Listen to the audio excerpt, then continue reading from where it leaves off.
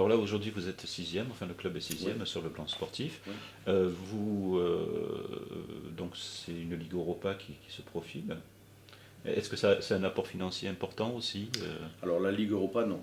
À moins d'aller loin, et pour un club, encore une fois, un club comme nous, on va dire, c'est sûr, si on avait la chance d'aller en Europa, je veux dire, pour un club,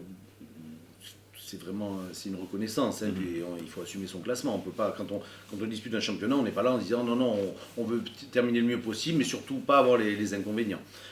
Sportivement, ça peut être un inconvénient parce qu'il faut un effectif assez important, donc une masse salariale peut-être importante, etc.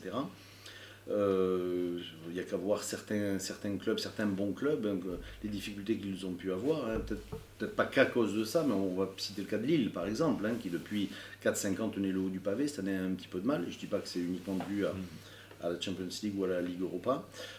Financièrement, ça ne rapporte pas grand-chose. La Champions League rapporte beaucoup. Et c'est une des raisons pour laquelle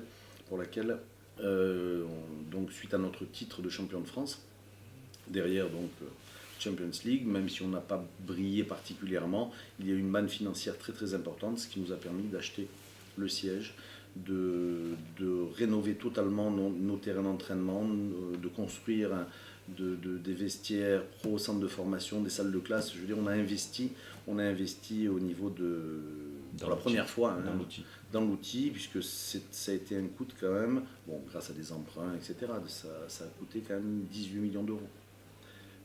18 millions d'euros, c'est pas rien.